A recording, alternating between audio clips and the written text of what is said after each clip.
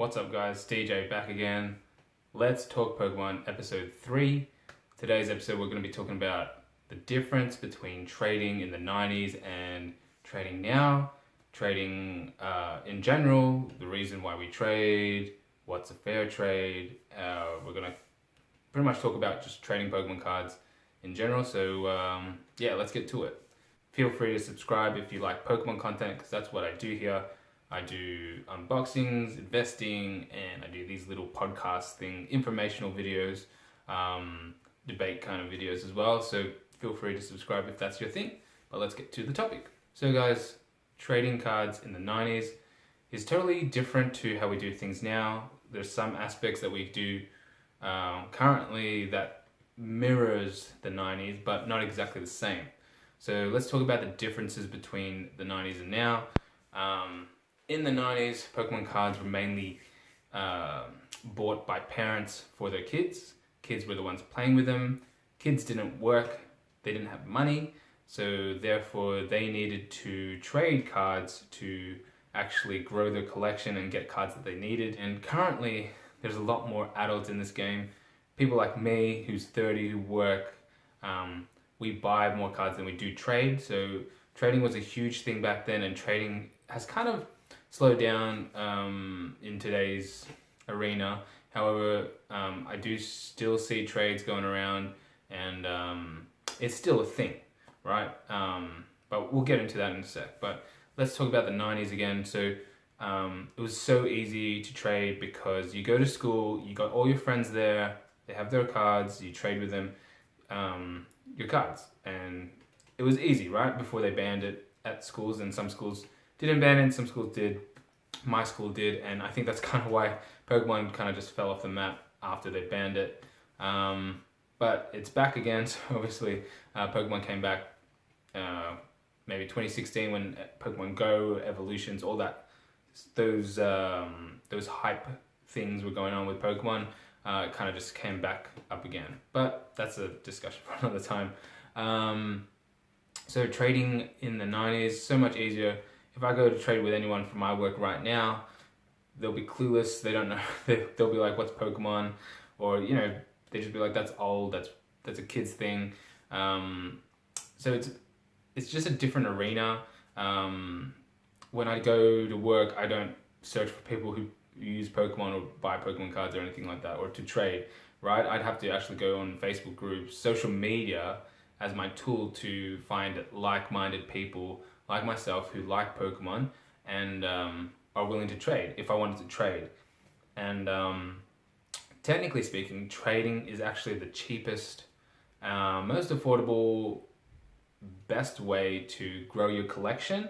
However, we don't do it as often as we do anymore, because simply, with trading, you're usually trading your doubles, or your duplicate cards, your bulk cards, whatever excess stock you have for a card that you need, right? So it's pretty much just trading one thing for the other without you losing anything, because you already have that card and you're getting another card, right?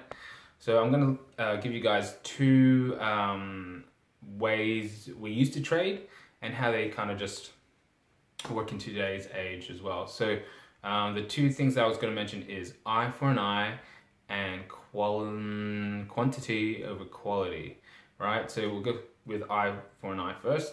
It's pretty much how it sounds. It's apples for apples, oranges for oranges, EX for EX, holo card for holo card, common card for common card. So that's one of the main ways we used to trade back in the day. It was like, let's say you had a holo Charizard and you swapped it for a holo Blastoise. Back then that was considered a decent trade, because we had no idea what we were doing, right? We were kids. My favorite Pokemon might be Blastoise and his favorite Pokemon might be Charizard. So, that sounds like a good trade, right? He's got my favorite, I've got his favorite. We swap them, both holographic cards, done. Eye for an eye, holo for holo. Whereas now it's a little bit different, to the extent that we think of things, because we're grown-ups now, we're adults, we're only thinking really monetary value and how much things cost, right? So if we looked at that kind of deal, a Charizard for a Blastoise, both base set cards, both holographics. However, Charizard is worth more, so we don't consider that as a good trade because technically speaking, if Charizard's worth 100 and Blastoise is worth 50, you could technically get 2 Blastoise for that price.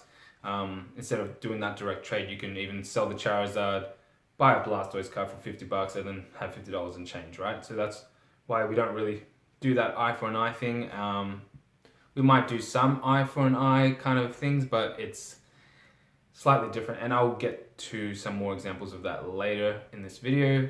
But that's pretty much how eye for an eye works, and that was very popular when I was a kid. You know, if you got an uncommon for an uncommon, or like, you know, a fire type Pokemon and another fire type Pokemon, pretty much 2 very similar cards trading for each other. Sounds like a decent trade.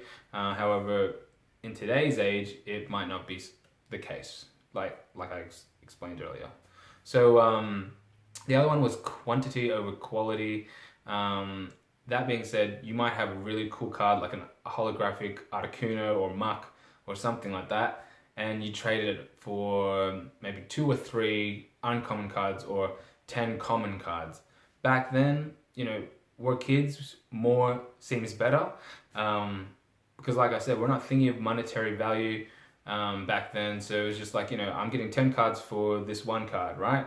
And in today's age, you probably just, you know, common cards are like worth 50 cents, $1 each, whereas that holographic card might be worth $50, right? So that's the difference between the 90s and now. We think so much about how much a card's worth with money, and back then we were thinking about, I like that Pokemon. We have more emotional feelings attached to the price, right? We didn't think of price tags, we thought of emotional price. So my favorite Pokemon might be Primeape, and I've got this Primeape card. It's really important to me. I wouldn't trade it for anything in the world, right? That's called an untradeable card or unsellable card, because the value of that card is definitely not what other people value it. It's my own personal value. I value it as a expensive card.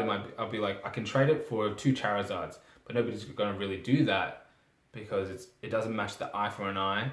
It might match the quality.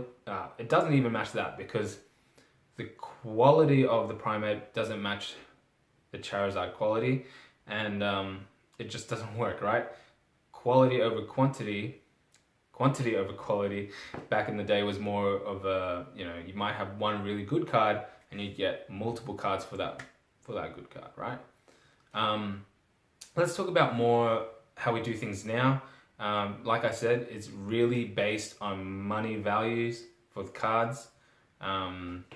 So if you are going out to trade, keep that in mind. Keep in mind market value and emotional value are 2 different things as well. Because we all know market value most of the time is different to your emotional value to the card, right? As I was saying before with the Primeape, I might think that's that's my very first Primeape card and it's my very favorite Pokemon. I think it's worth $100, where in fact it might be only worth $1, right?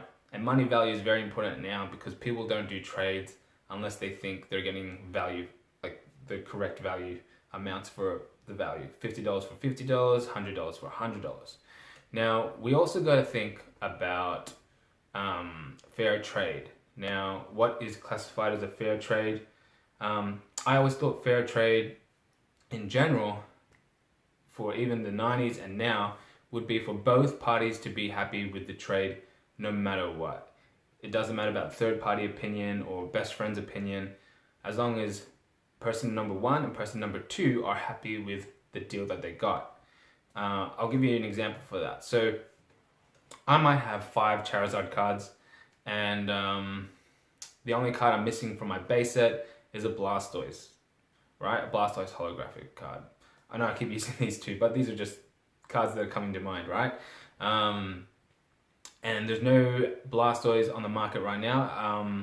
Can't find any Blastoise anywhere. But my best friend, he has a Blastoise card, and all he needs is a Charizard card, right? I've got 5 Charizards. He's got a Blastoise that I need, that he's willing to trade for a Charizard. Do you classify that as a fair trade if both parties are happy? Some people might think it's still not a fair trade, but you know what, at the end of the day, this guy's getting a Charizard that he really wants, and this guy's getting the Blastoise that he really needs. He's already got doubles of that, he's got doubles of that. They're completing their sets. Both parties are happy. Like, they didn't even take into account how much each card's worth. You know, this guy's been struggling to find a Blastoise, he's been struggling to find a Charizard. They find it, done deal. And that is classified for me as a fair trade. You can let me know what you think is a fair trade in the comment section below, but besides money values and money values matching, or, you know, emotional values kind of need to match with that too, right? So he's got an attachment to Charizard because that's his favorite Pokemon, and this guy's favorite Pokemon is Blastoise. So for them, it's a good deal, right? They don't see the negativity to that, whereas other people looking from the outside, they might criticize the deal, but it's not about them. It's about those two guys, right? Let's talk about market availability for cards too. So when it comes to trades, besides the money value, right, there's market availability issues. So I'm going to use I'll use an extreme kind of example. We're going to take SM Pratt's Pikachu Illustrator, which is worth, let's exaggerate and just say it's worth $1 million, right? It's worth $1 million, Pikachu Illustrator card, one card, and some guy approaches him and offers him $1 million worth of modern day product. Unified Minds booster boxes, Unbroken Bonds booster boxes, Hidden Fates Elite Trainer boxes, you name it, all these Sun and Moon, all these modern stuff, right? $1 million worth of that versus that one card that's worth $1 million. Now, I'm going to ask you guys, what do you think? Do you think that's a fair trade? It's $1 million for $1 million. The money values technically match, but market availability does not match, right? That Pikachu Illustrator card is hard to find. Barely anyone has it. You will not see it on eBay or listed on the marketplace for a very long time. Once in a blue moon, once in 10 years, 20 years. But all that other product that the other guy's offering will always be there. It's always in the market. It's always available. You'll always see it. So it's easy to get. And that's another thing when you think about trading. So if you got a card that has a low population report, or, you know, PSA graded cards, they got pop reports for that. You can say to yourself, you know, there's only one of this card graded as a 10. This guy wants it. He's giving me 5 cards for it. Does that mean it's a good deal? Well, do your homework first. Figure out, you know, there's only one of your card, and his cards might be everywhere. You can technically just wait it out and save up and buy those cards yourselves. So that's what you got to kind of weigh out now in this day and age with trading. You got to know your values, do your homework. It's very money orientated now than compared to how it was back in the day, where it was just more like, you know, just simple, easy. You go to your playground and be like, I've got this Rapidash, I'll give it to you for that Charmeleon, done deal. You know, both similar HP, both same attacks, similar attacks. So that's eye for an eye, right?